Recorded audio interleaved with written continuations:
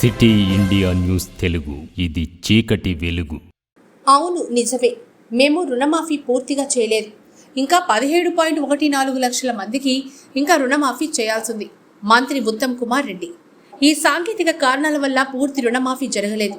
1.20 లక్షల మందికి ఆధార్ నంబర్ 12 ఉండాలి. కానీ కొందరికి 11, మరికొందరికి 13 నంబర్లున్నాయి. అందుకే పూర్తిగా రుణమాఫీ చేయలేకపోయాం. 1.61 లక్షల మందికి ఆధార్ కార్డు మరియు లోన్ అకౌంట్ల పేరు వేరువేరుగా ఉన్నాయి.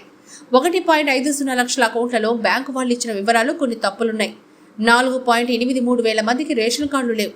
8 లక్షల మందికి 2 లక్షల రుణం పైగా తీసుకున్న వాళ్ళు ఉన్నారు.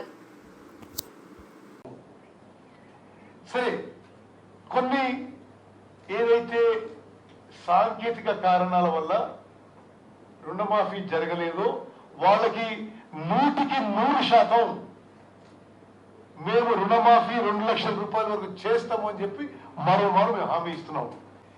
ఎందుకు ఆగినాయి? కొన్ని 1,20,000 అకౌంట్లకి ఆధార్ నంబర్లు, ఆధార్లో 12 డిజిట్స్ ఉండాలి.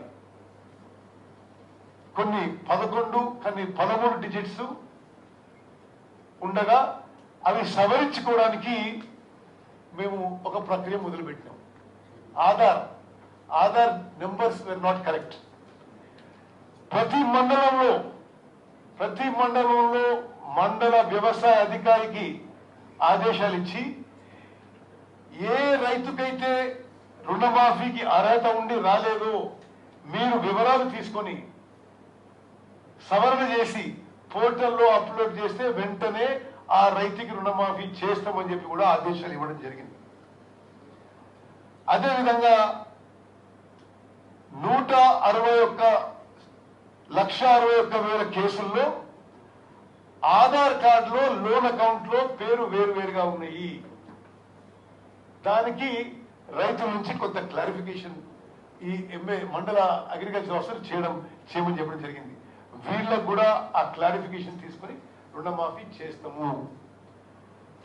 అదేవిధంగా 1,00,000 అకౌంట్లలో బ్యాంకు వాళ్ళు ఇచ్చిన వివరాల్లో కొన్ని ఎర్రర్స్ ఉన్నాయి. బ్యాంకు వాళ్ళకి పంపించి మీరు ఇది కరెక్ట్ చేసుకోండి, మళ్ళీ పంపించండి మాకు, ఇది కూడా మేము కరెక్ట్ చేస్తామని చెప్పడం జరిగింది.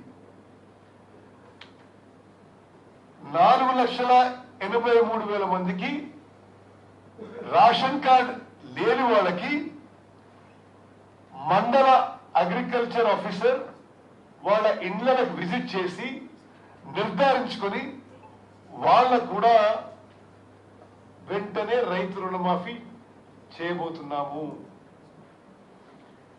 అదేవిధంగా 8 లక్షల అకౌంట్లకి 2 లక్షల కంటే ఎక్కువ రుణం తీసుకున్న వాళ్ళకి, ఉదాహరణకి మీరు 2,10,000 తీసుకున్నారు అనుకోండి, మీరు 10,000 బ్యాంక్ కట్టేసిన వెంటనే మేము 2 లక్షల రూపాయలు ఆ రుణం ప్రభుత్వం పేరు చేసి క్లియర్ చేస్తాము.